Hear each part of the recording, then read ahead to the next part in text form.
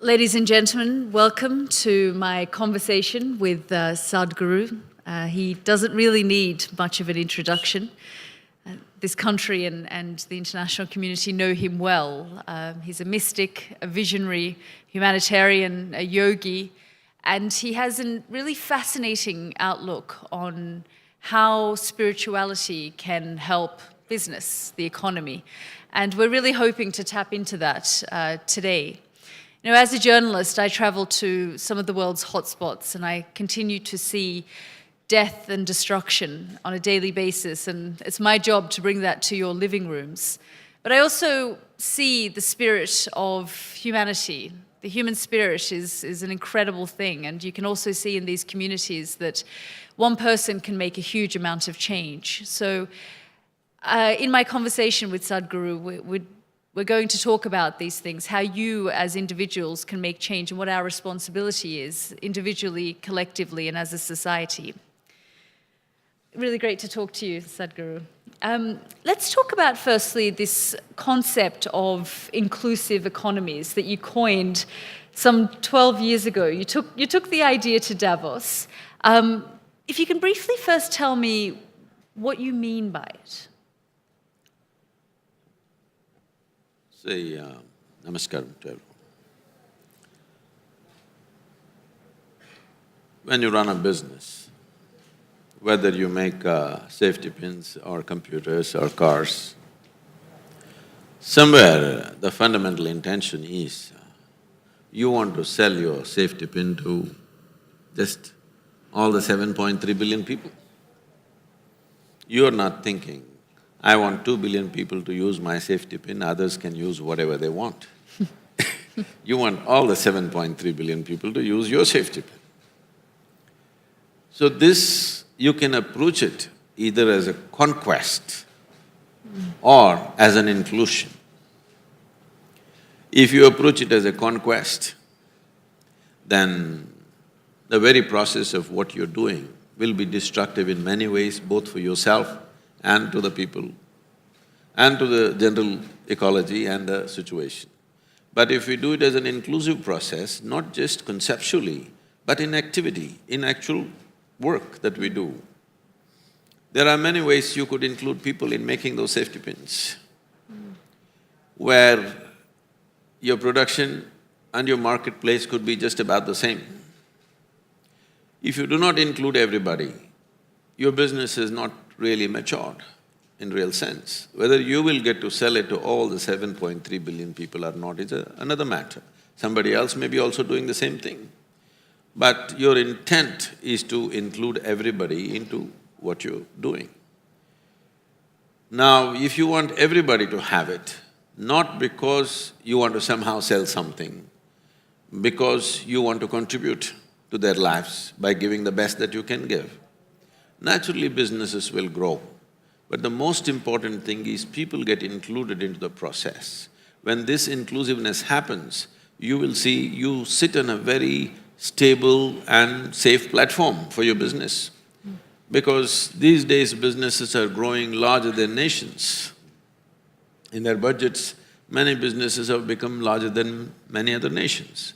When you have such a large investment and at stake so many things, a nation has an army, a nation has various other instruments to protect itself. A business doesn't have these instruments. Its only safety is how much people want it. The safety of your business depends on how much people are loyal to what you're doing. If you build that loyalty and that inclusiveness from people around the world, then you are sitting on a safe platform. When you are sitting on a secure platform like that, you will have many opportunities to innovate, do many things, because now creativity flows from variety of places. I'm just saying, suppose you're selling a safety pin, I'm sticking to the safety pin as the most basic product.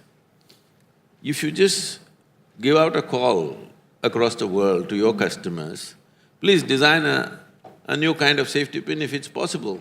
For all you know, you may get 1,000 different designs free of cost. Like this, we can do many things. I don't want to go into the detail of how each business can be run. But businesses should start looking how to make it more inclusive. Rather than approaching, when I was first at the Economic Forum, I tried to change this terminology. People were referring to India as an emerging market. I said, don't call us a marketplace, we're people. If you see a human being as a human being and you see how to contribute to that human being's life, that human being will become yours in many ways. I mean, you think this way, and you have reached a mystical level where you can approach these things in a humane way.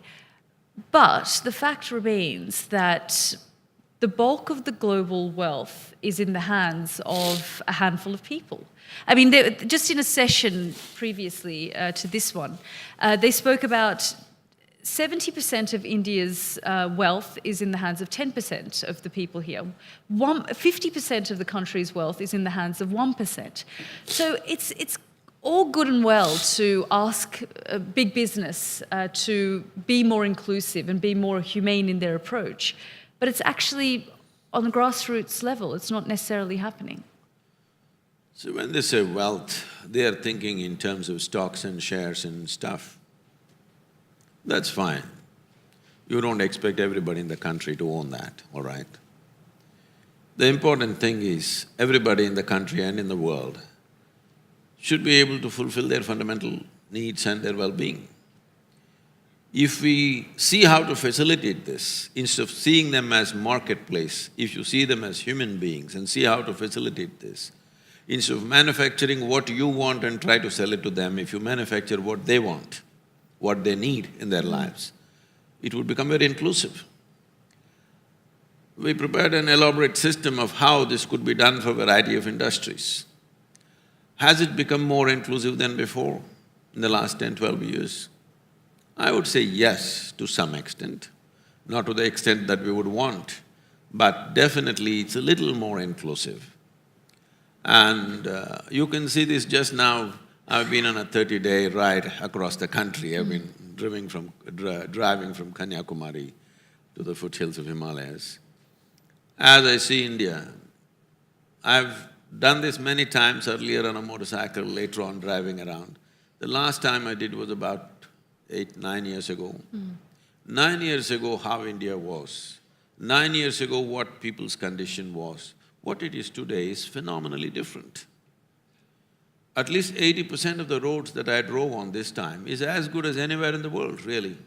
Only one thing is, the road is good, once in a way an odd guy is coming on the wrong side. I think he's an American guy.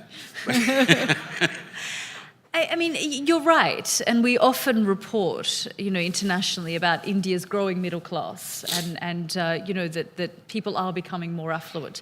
But equally, do you think in a technological age, it's also creating resentment in this country as well, where you can see that someone has the latest iPhone, for example, or they have the best job, they have more access to information now, that perhaps it's creating more of a resentment, especially with this current generation? The resentment could be there in certain segments of society or in certain people. Individual people will be resentful for so many things. Within a family of 4 or 5, one person will be resentful about somebody else within the family. So unfortunately, human beings are still like that. But I don't believe your resentment is rising, aspirations are rising. I don't think resentment is rising. It is just that, as we were talking, every small thing is reported, every small thing comes into your sitting room, so it looks like everything is going up.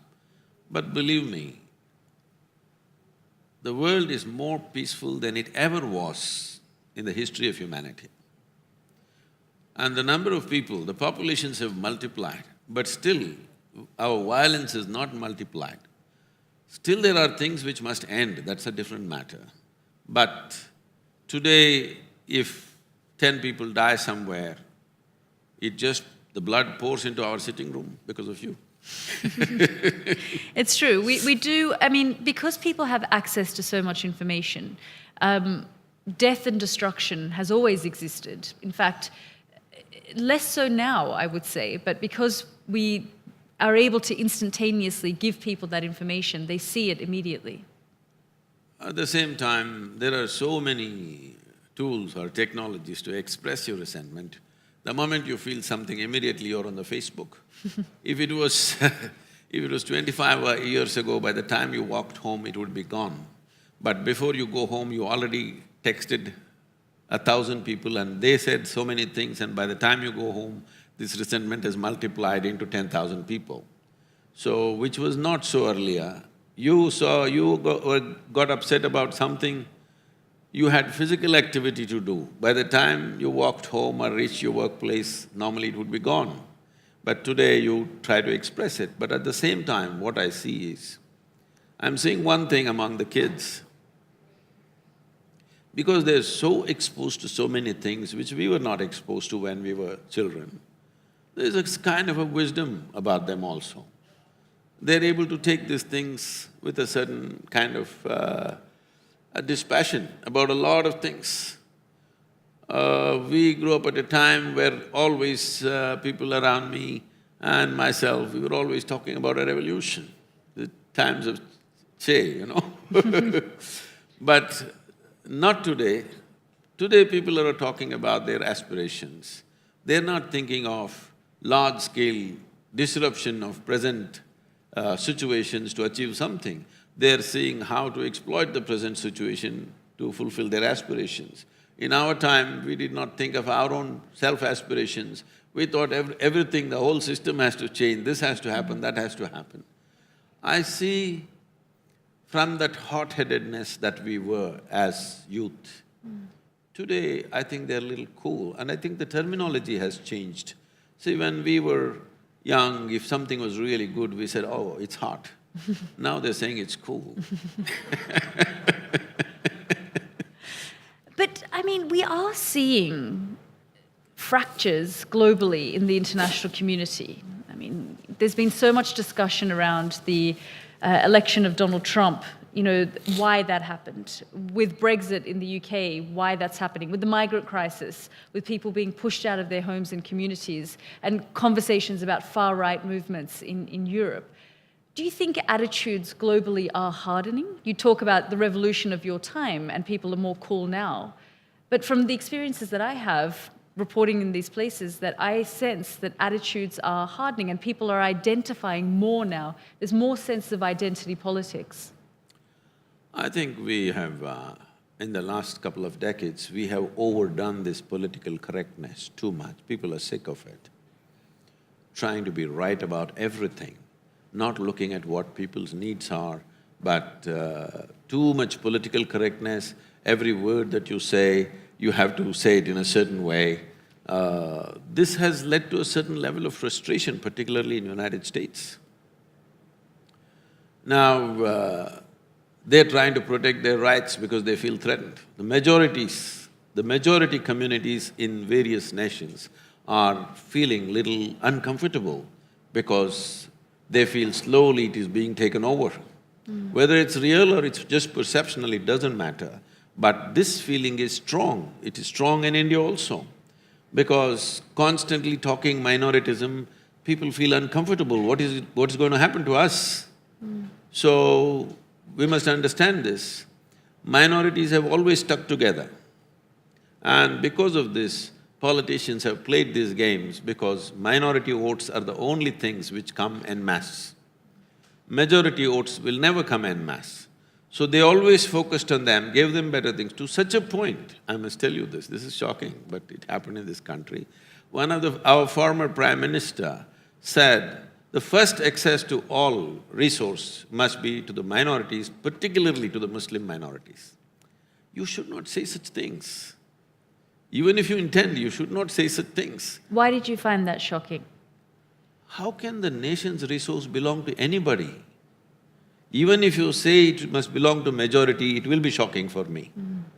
I'm not saying it is shocking because he pointed at a particular community.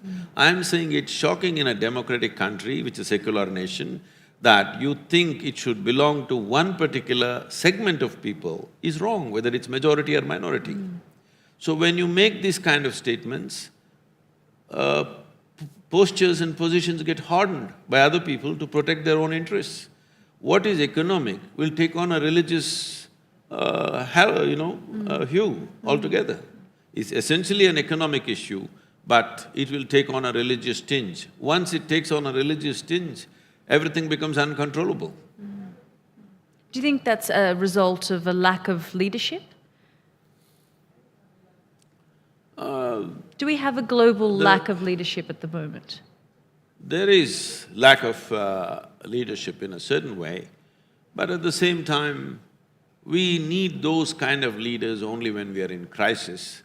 Rest of the time, we just need a CEO to manage the nation. Only when you have to lift a nation out of some pit, then you need that kind of an inspiring leader. Rest of the time, you don't really need that kind of leader.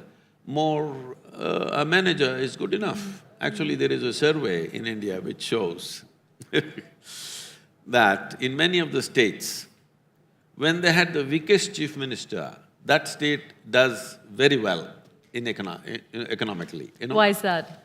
Because he doesn't know how to meddle with everything. So do you find, I mean, you've raised the kind of, the previous Prime Minister, did you say the previous Prime Minister said former leader talking about, incentives going to certain communities. Is that an issue that India continues to face in its attempt to be politically correct? See, somewhere we have to come to this. In a democratic country, numbers are important because elections are just a number game. Because numbers are important, people are trying to get those numbers whichever way possible.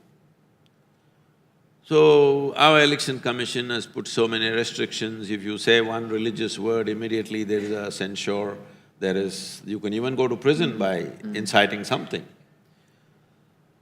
So they don't do it in public meetings, they do it in those closed meetings, whatever. So one important thing is, if a democracy has to succeed, individuals should vote as individuals, not as family, not as community, not as caste, creed or religion. Only when you and me vote individually, what we want to do, whether we are right or wrong, it doesn't matter, we vote individually, only then democracy will succeed. Otherwise, you're practicing feudalism with a democratic garb. So once it becomes feudalistic, naturally everybody's position hardens. What is the role of spirituality when it comes to business? It's very important in the sense, first of all, let's understand what is spiritual process. Spiritual process does not mean looking up or looking down. It is not about believing something, it is not about going to a temple, church or mosque or whatever. Spirituality means this: when your experience of life transcends the limitations of your physical nature, then we say you're spiritual. When we say physical nature, what is physical about you was all gathered from outside, isn't it? The food that we've eaten, which is sitting here as a body. Either we get it now, or when we are buried one day, we get it that we are actually part of the soil. So what is soil is now sitting here and acting up like this just because it can prance around, it starts believing things. But beyond what we have gathered, there is something else which you can call as life, you can call it whatever you want, but you exist beyond your body parts. So what body parts we gathered is just earth, which we have to put back one day. Something beyond that is within us. If we come to experience that dimension, then we say, you're spiritual. Or if you're seeking to experience that dimension, then we say you're on a spiritual path. Now, if you touch that dimension, naturally the sense of boundary will go away within you because boundaries are of the physical nature. Boundaries is a must for physical nature. This is me, that is you physically. These boundaries are very essential and this is needed. That goes for individuals, that goes for communities, that goes for nations. We call this a nation because it has a border, isn't it? So physical spaces are always defined by boundaries. A dimension beyond physical, if you touch, there is no sense of boundary within you. It is naturally inclusive. If you bring people… Actually, when I was at WEF, I was asked, Sadhguru, if there's one thing we can do for you that will change this world, what is it? I said, I will name 25 people, give them to me for 5 days. I will change the world. In 2 to 3 years' time, there'll be a huge change in the world. Who are these 25 people? I named 25 heads of the major nations on the planet. Normally, I need 2.5 days to do this to people, but because they're politicians, I said 5 days. You doubled the time. Double the time, just to ensure. If… I want you to understand this, whether it's yourself or anybody who's leading a business or a nation, if you sit here and if you can experience all these people as you're experiencing the 5 fingers of your hand, after that, I don't have to tell you what you should do with them. Once you have experienced something as a part of yourself, then everything that you do will be an expression of that. So if you run businesses like this, if you run nations like this, it'll work. How is this possible? Very simple. We could do an experiment. If you do like this and hold it, you will see something starts happening between your 2 hands, you know. I'm sorry. So what do you think ultimately then is missing from these 25 people who run the world? Why did you choose them?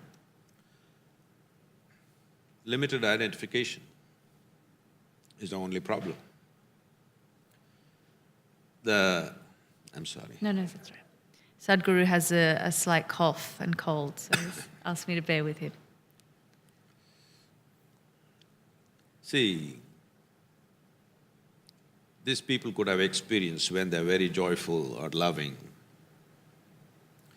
If you felt very, very exuberant within yourself, if you just take your hands and place it here, 6 to 8 inches away from you, right here you will feel sensations.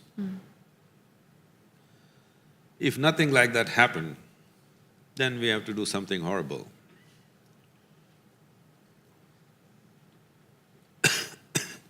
I'm sorry.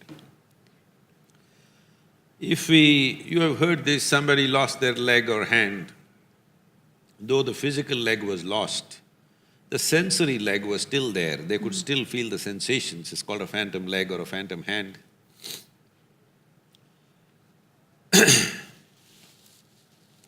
This is because sensory body has a presence of its own. Right now this water is here, this is definitely not you. But if you drink it, it becomes you, isn't it? What is it that you did? All you did was include this water into the boundaries of your sensation. I'm sorry. I'm not… Do you want to…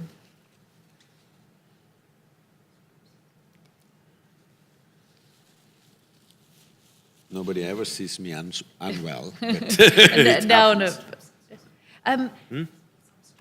Oh, that would be great. Yeah. See, now this water is not you, but if you drink it, it becomes you. All you have done is, what was outside the boundaries of your sensation, you included it into the boundaries of your sensation. What you call as my body was all over the place. Today, because it's within the boundaries of your sensation, you experience it as myself, isn't it? Now I can teach you a method with which your sensory body can expand. Let's say your sensory body became as large as this hall. If you sit here, you'll experience everything here as a part of yourself because everything is within the boundaries of your sensation.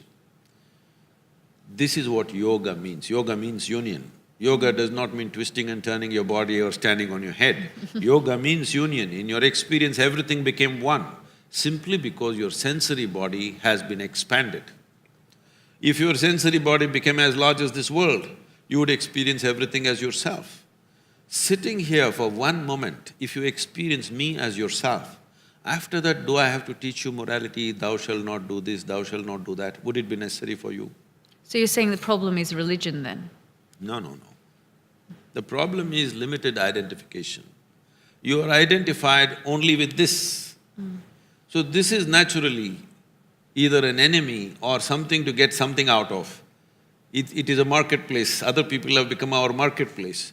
If we saw them as human beings, if you experience them as human beings, we would see how to contribute to their lives. If you see them as marketplace, you will see how to exploit them.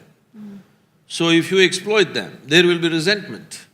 There will be, we can't live without you, but if we get a chance, we would like to do something to you. This is how the world is going on. So if the top leadership in the world, within themselves, if they experience a certain sense of union with everything around them, the very way they function will change. Why I'm saying this is, see, this is for the first time. This is for the very first time in the history of humanity.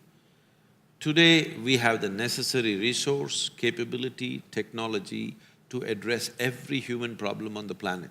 You take what you want, nourishment, health, education, everything we can address.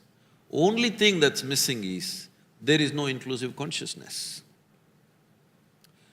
Even 50 years ago, we wouldn't be capable of, even if we intended, we could not do it. Thank you very much. I'm fine. 50 years ago, even if we wanted to do it, we did not have the capacity. Today we have the capacity and we are not… if we don't do it, that I call it as a crime against humanity. If we are not capable of it, that's different. But we are capable of it and we did not do it, that's a crime, isn't it? Do you think, though, that religion divides? You want me to get killed?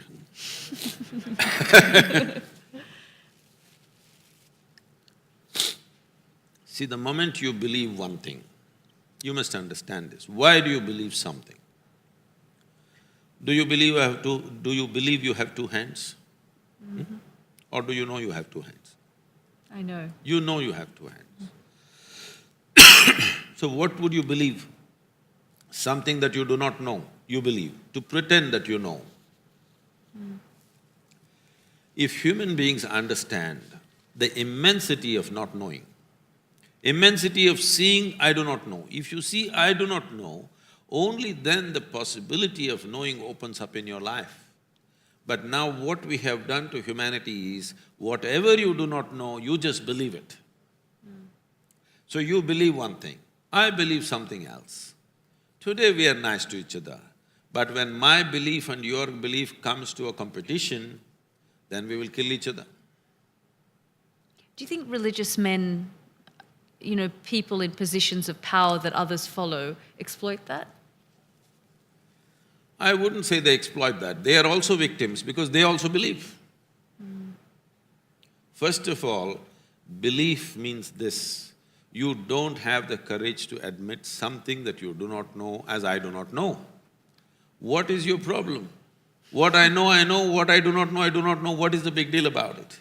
But that one thing humanity is not able to come to terms with is, they are not able to live with I do not know. But I do not know is a tremendous possibility. If you are in a state of I do not know, your intelligence is at its peak. The moment you think I know, then stupid things start happening out of you. So we have gotten human societies into this, that everybody has to believe something. It's very important we bring up our children in such a way that they become sincere enough. What I know, what I do not know, I do not know. What's the problem with this? But then there'll be no religion. How would you feel about that? Huh? How would you feel about that? People think if there is no organized religion, everybody will go haywire. I don't think so. I have deep and profound trust in humanity. If you stir up humanity in the world, you will see it'll go fine. It is not necessary because of fear of God you're doing the right things. You should do the right things because you experience life as certain kind of unity. If you pay enough attention around you, you can understand very clearly you could not even exist here without the worms and the insects and the birds and the trees. You cannot exist here. This is how I launched this movement called Project Green Hands, now which translated itself into Rally for Rivers. I made people sit under trees and made them breathe in a certain way, set up a certain spiritual process. I said, see, what you exhale, the tree is inhaling. What the tree exhales, you are inhaling. One half of your breathing apparatus actually hanging out there. People sat like this, and now they got into a tree planting frenzy, you can't stop them. 32 million trees, they've planted living trees in Tamil Nadu, where it's changed the landscape. You can't stop them anymore because when they see a tree, tears come to them, because there is a sense of union. So, our best insurance is our humanity, not from somewhere else and impose law upon ourselves. Instead of stirring up humanity, we are trying to make people believe all kinds of things. The moment you believe one thing and I believe another thing, conflict is just a question of time. I mean, you spoke about the trees and people now planting all these trees. You've used the connection that you have with people and the fact that they follow you in a positive way, but we've also seen men of God, God-men, gurus, religious men use it to exploit people. Just recently we had a case here in India. See, unfortunately, corruption has seeped into every sphere of life. There are corrupt politicians, there are corrupt policemen, there are corrupt journalists. I won't take it personally. There are. Many of them have been caught on something or the other. And unfortunately, there is corruption in the so-called spiritual space also. So this is a more fundamental problem than being associated with one particular type of activity. It is there everywhere. But in this sphere of life, maybe it's more stark and more painful because this is a sphere of life which runs on trust. So this is why, in many ways, in the last 35 years, I have transformed the spiritual space. You don't have to trust me, you don't have to like me, you don't have to love me. Just a simple procedure, like a science. So we call this inner engineering. It's a technology for well-being. You learn to use it, that's all. See, you're using a phone. You're using a Samsung, so you don't have to love the Koreans, you just learn to use the phone. So similarly, you don't have to love me, you just learn to use the method and it'll work for you. So, this has been my fundamental work, that spiritual process has to be delinked from faith as such, because this is the technology and science and technology for inner well-being. As there is a science and technology for external well-being, there is a whole science and technology for inner well-being. If you transmit it without frills, it will remain clean and good. So that's how it's working across the world right now. But somebody may misuse it always, but that misuse is there in every sphere of life, isn't it, unfortunately? It's true. On that note, I'll open it up to the floor and give you a chance to ask Sadhguru your questions. I'm sure you have lots of things in your mind and thoughts. We've got two people there, if I can just get the microphone to them. Thank you so much. If you could introduce yourself. Sure. I'm Anjali Gopalan with the NAS Foundation, which is an HIV/AIDS service organization. Sadhguru, recently I have read about Muthamma, this really poor tribal woman who's taken on the Isha Foundation to get back her land, which she claims Isha Foundation has usurped, and the land for over 400 other tribal families. Is there any chance that the Isha Foundation would return that land to the tribal people? If I had it, I would have. But the Isha Foundation has, and there's documented evidence. No. Please, there's no documented evidence or any kind of evidence. There are some people who should be pulp fiction writers who claim to be journalists right now, unfortunately, okay? You are most welcome to come and examine everything that you want to. These people should be writing pulp fiction, but they claim to be journalists. Unfortunately, as she was talking about some spiritual leaders being corrupt, certain journalists have taken to blackmail, okay? Right now, any journalist or anybody is free to come and investigate the entire process. If there is an inch of land, just an inch of land taken from anybody, I will leave the country. Is that good enough? Inch. Okay. Thank you very much. My name is Biraj Patnaik, and thank you for talking about the environment and inspiring young people.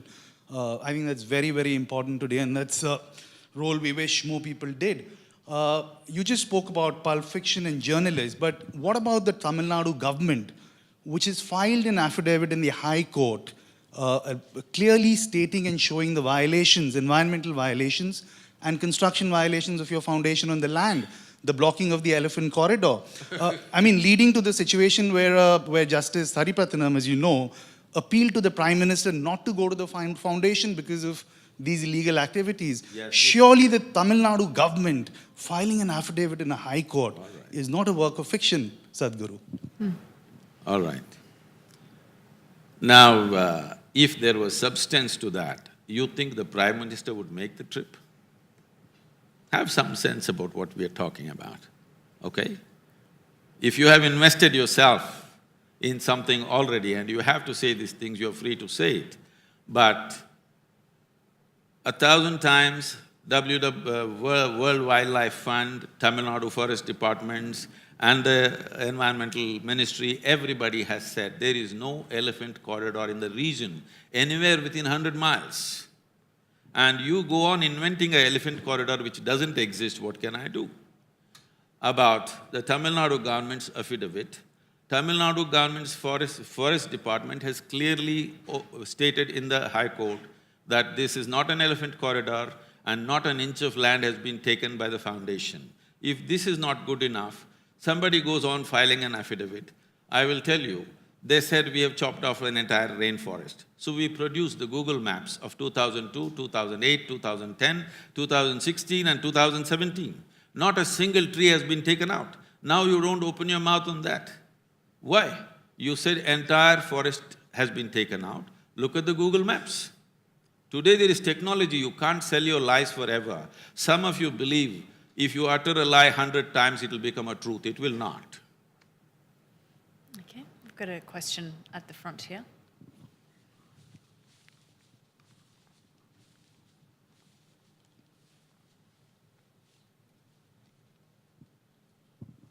Sadhguruji, namaste.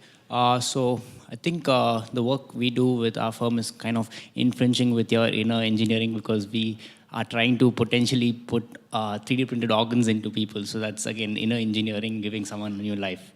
So again, to keep it serious, sir, my question is on the lines of the work you're doing with Rally for Rivers and again steering up the Indian youth's enthusiasm to kind of go out there and create positive change. Where do you see this going forward? Now it's Rally for Rivers. Do you see yourself being an advocate for much bigger changes? And do you see yourself as being someone as a change maker who can drive the Indian youth towards creating positive change in this country? I'm interested in you, whether you're young or old, okay? Not just for the youth. About Rally for Rivers, we have presented a draft policy recommendation to the government. Now it is going to the state governments. We have put it online for the media and others, and we are also sending it to all the top environmentalists in the world, in case they can contribute something. But the important part is, largely, all the states have agreed upon the policy. This was the biggest hurdle because it's a concurrent subject between the center and the state. And they could never get the states to agree because there are various political parties. Now, all the political parties, we brought them to concurrence that they have agreed to how the rivers should be treated as such, which is a major step because concurrence has come. This makes it easy for the central government to go about the policy. It will definitely become a policy in a short while. When it will become a law may take some time because there are many social and other kinds of complexities in implementing this. But we want to set up large-scale modules which are economically successful to prove to the farmers this new way that we're talking about will work out to their advantage. Without setting up an economic success, We don't want to push it. Once it's an economic success, I think it'll go like a revolution by itself. Great. Yeah, two here.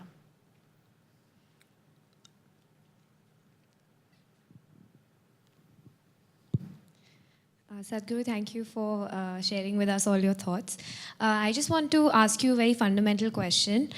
Some of us, and I'm from the Global Shapers community with the World Economic Forum, so we've been selected because we are interested in making an impact in the world and in the communities. So why is it that some people feel this way and other people don't feel this way? I've always struggled with trying to identify why is it that I have this kind of responsibility towards my country and my community, and some people just do not seem to have it. So does the upbringing, the schooling, the education have something to do with it, and how can we inculcate this feeling in everybody?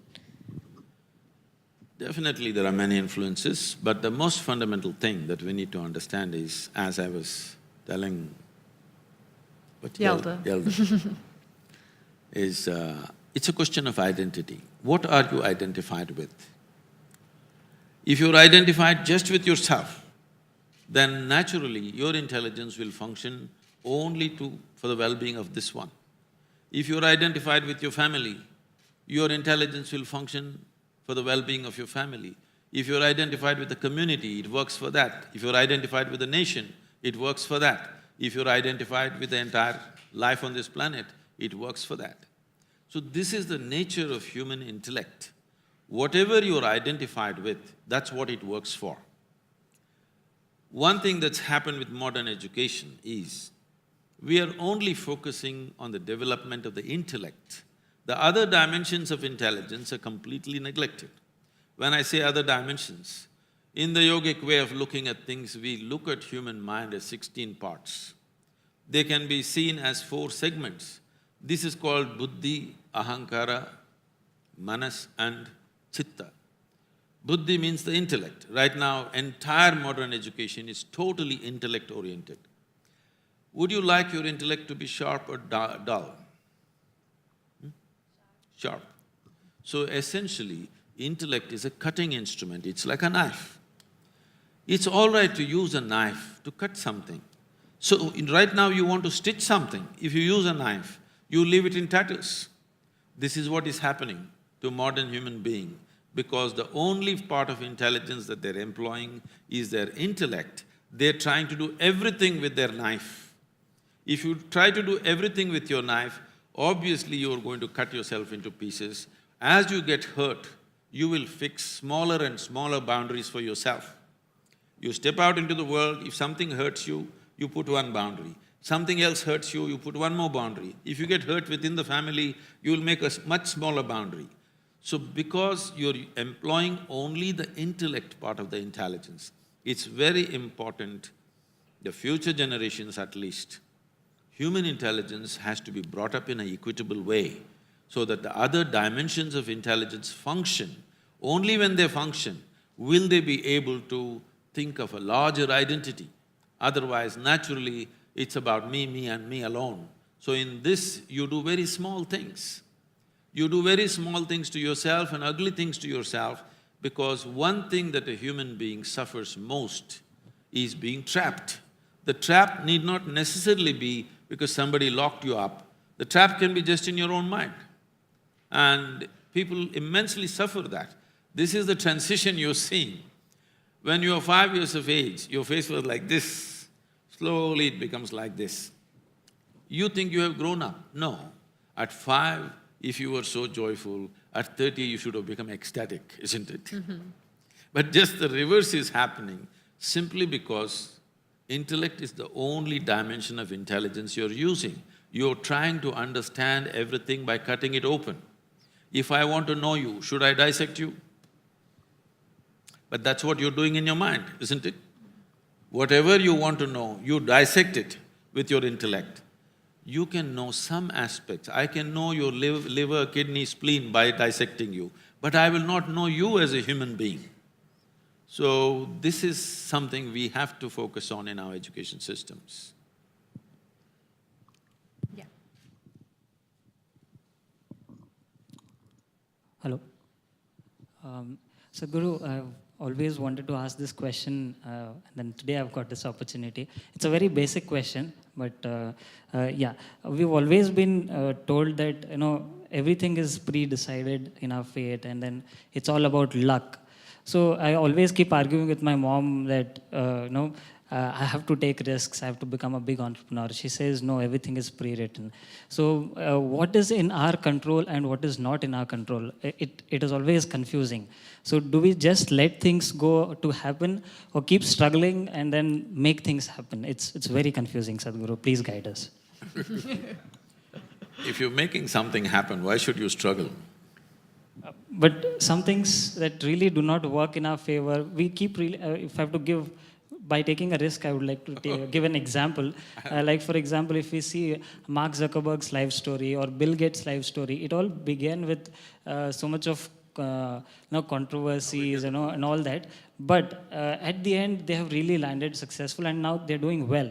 So when we really see stories like this, it confuses us. What part do we follow, and then do we be honest, or just keep doing or following things the way things come? There are many complexities in the question. Please sit down. I don't know where the honesty came into this and why it came to question. Anyway, see, if you take charge of your physical body, if you have some mastery over your physical body, about 15 to 20% of your life and destiny will be in your hands. If you take charge of your intelligence, 50 to 60% of your life and destiny will be in your hands. If you take charge of your very life energy within you, 100% of your life and destiny will be in your hands. The question is only, have you taken charge of this? The problem is you're trying to take charge of the world. No, you have to enhance this. If this is enhanced, the activity you perform is naturally enhanced. This is like, there's a Buddh circuit here. The F1 circuit is here in Delhi. You are on the Formula 1 track with your old Maruti 800. If you hit 300 kilometers per hour, all four wheels will fly in four different directions. If you want to be on a F1 track, you must have a reasonably good machine which can take it. So the important thing is you must enhance this one, but you're trying to enhance activity. If you enhance activity without enhancing this one, this will break up. This is what a lot of people are doing to themselves. But if you focus on enhancing this, you will take activity in your stride effortlessly. Then you will see creating something is not a struggle. I interviewed Satya Nadella, the Microsoft CEO, who's born in India, last week.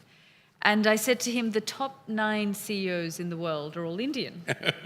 Why are they all leaving the country? Why aren't we seeing a Microsoft or a Google being created here in this environment? Because in this country, we still have a socialist backlog. There are some people like this who raised their hands in the beginning, who doesn't like anything to succeed. If anything succeeds, they will go against it. Anything doing well, they don't like it. People are happy, they don't like it. So people go out and thrive. So should there be a Google or a Microsoft here in India? I'm sure it's bound to happen because the time for Google and Microsoft is past. Something new has to come up, I'm sure it will come up. I'll take some more questions if there are. Yep, just the lady in the back.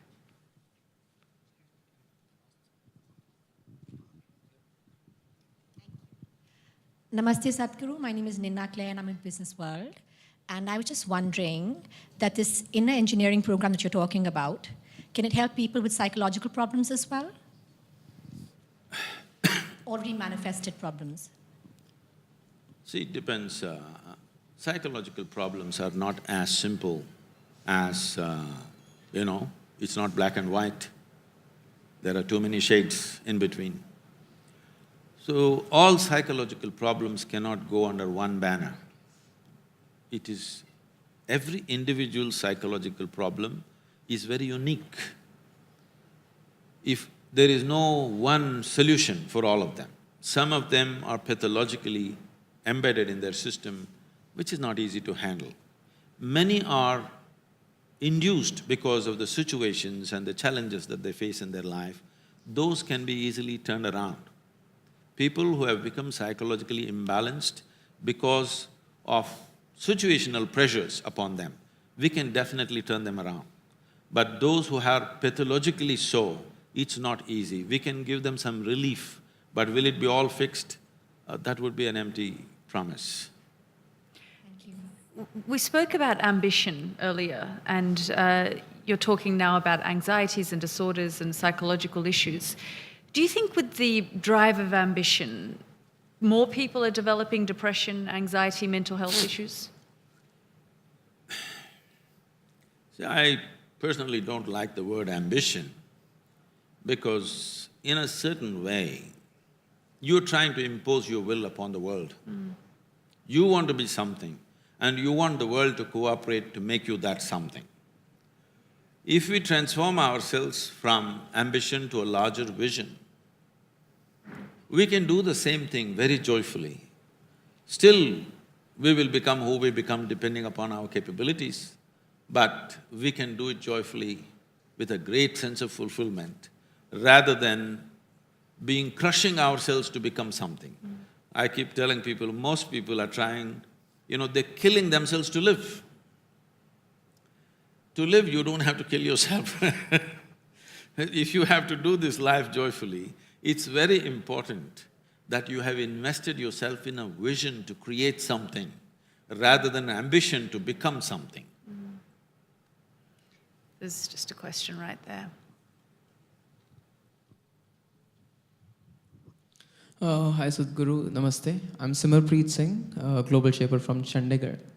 I was reading Isha Foundation's blog, and there is this one article, the heading is Sadhguru's Enlightenment in His Own Words. So I want to know, according to you, what is enlightenment and how can other people be enlightened beings, as you have mentioned your experience of getting enlightened. Can you tell us about that? Thank you.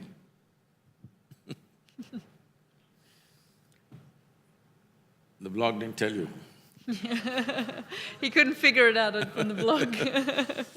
Let me put it technically, because there are so many glorious explanations about what it is. As I was speaking earlier, see, when you sit here, your experience of yourself is largely physical, isn't it? If somebody next to you pokes you, will you say, "Don't poke my body," or will you say, "Don't poke me"? Don't poke me, isn't it? Because your experience of the body is myself. But is it true, this body is something that you accumulated over a period of time? Yes? What you accumulate can be yours, can never ever be you, isn't it? Whatever you accumulate, it can be yours, it can never ever be you. Right now, as I'm speaking, I say, "This is my cup." You will think, "Oh, Sadhguru has some problems."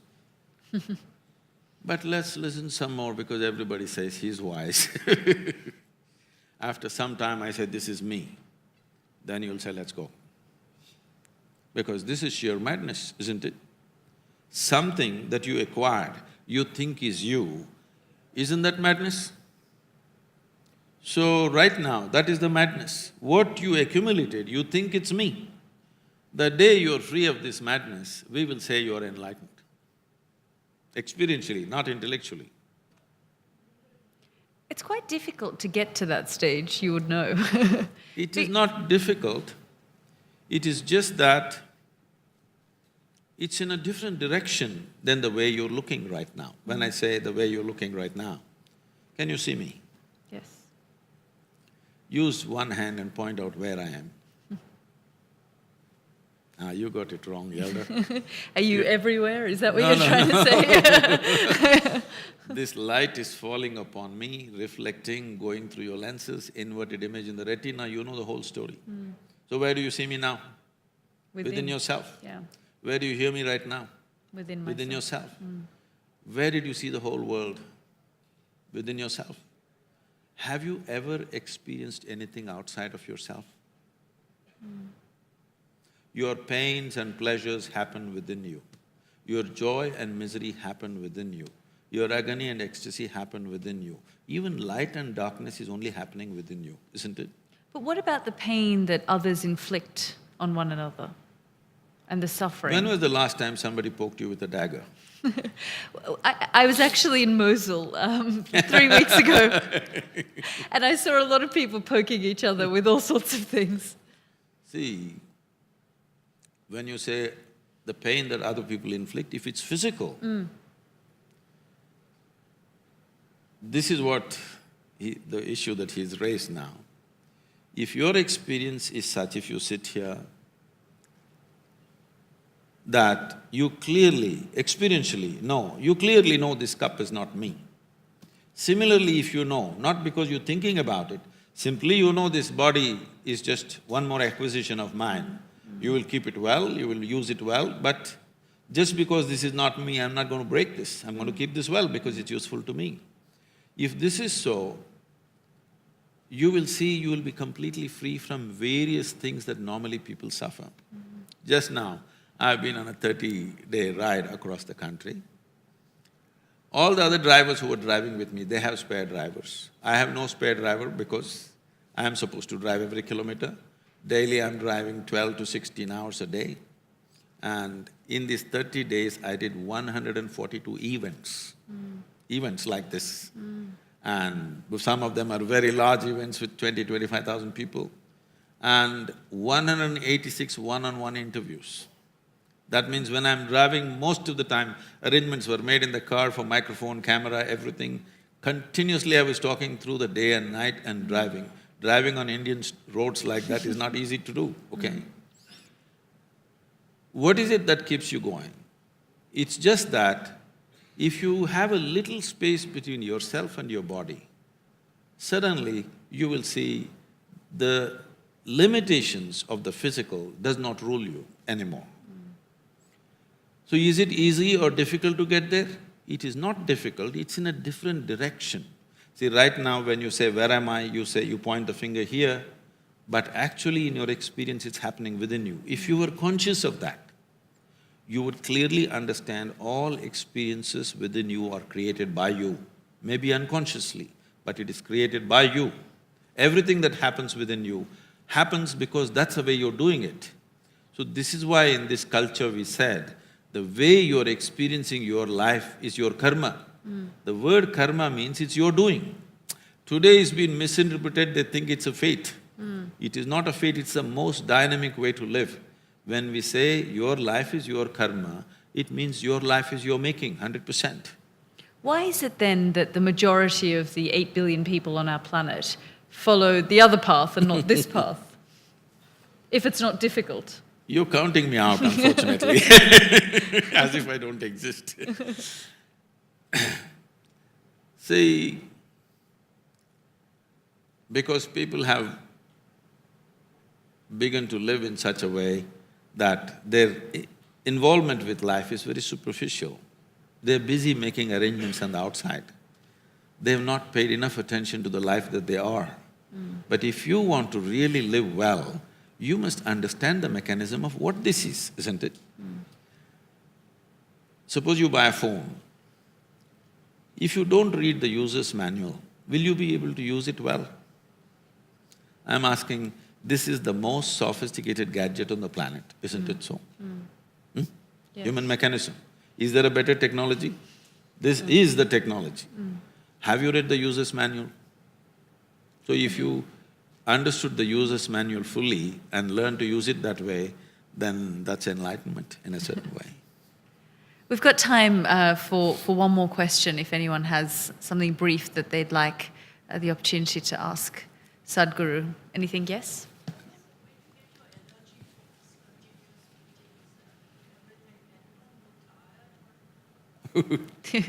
I think she's referring to the 188 interviews you did and the 144 events. You don't look tired. In this 35 years, my average sleep has been anywhere between 2.5 to 3 hours per day. Because right now you check my pulse and see, because I have a cold and things, it's a little up, it's around 52, 54 in that region. But if I'm well and if I sit in one place, it'll settle down to 36, 34 in this range. It's going at ease. If everything is going at ease, then there is no stress of doing something. It's very important that human beings first learn to work upon themselves before they meddle with the world. If this one thing is done, then you will do the right things with the world around you. Because if you do not even know how to treat yourself well, how will you treat other people well? If you don't know how to bring well-being to yourself, how will you bring well-being to other people? It's not going to happen, it's just talk, empty talk. I was in a peace conference, international peace conference. 42 Nobel laureates were there. One after another, belting out long speeches, mostly read from paper, they don't even look up, they're just reading pages and pages. Then when my turn came, I asked, it's so much talk about world peace. How many of you can genuinely put your hand on your heart and say that you have a peaceful mind? Your mind is peaceful. They were very honest. They said, no, we are not peaceful, but we want the world to be peaceful. See, the world is very peaceful, minus the human beings. World is fantastic, minus the human beings. It's only what is happening in the human mind, a larger manifestation is happening on the street, which is looking ugly. Otherwise, tell me what's wrong with the world. If you and me are not here, the world is just fine, isn't it? So, we do not know how to bring balance to our own self, but we want to do that in the larger world, it'll never happen. We have to understand this. What you see as a world is just a larger version of who we are. If you don't fix this, we can't fix that. Do you predict that will ever happen? Because we're seeing a more divided… As we realize how small the world is, we're also creating more barriers and divisions. I'm not somebody who thrives on predictions of any kind. I don't like predictions, because predictions are made from the cold facts of today. Predictions don't take into consideration what's beating in the human heart. Human beings are aspiring to do something about themselves like never before. And today, I keep joking with people, I say, see, I'm the greatest guru ever in the history of humanity. They'll look at what happened to Sadhguru, he's becoming Mike Tyson or something. This is because when a Krishna came, when a Buddha came, when so many other great beings came, if they spoke, hardly 50 people could hear them. Today I can sit here and speak to the entire world. This was never before possible thanks to the technologies. So today this is possible. This is also possible that we could make the world meditative, very much possible. And for the first time, we are touching that many number of people as we would have never done before. So is it a possibility? Definitely. Will it happen right now? Not necessarily. But in our lives, if we do not do what we cannot do, it's not a problem. In our lives, if we do not do what we can do, we're a disaster. So, it's my wish and my blessing that none of us should become a disaster like that. What we can do must happen, what we cannot do. On that note, I'd really like to thank you, Sadhguru, for taking the time to speak to us, and despite your cold as well. Thank you so much. I'm better now. You're better now. Thanks for it.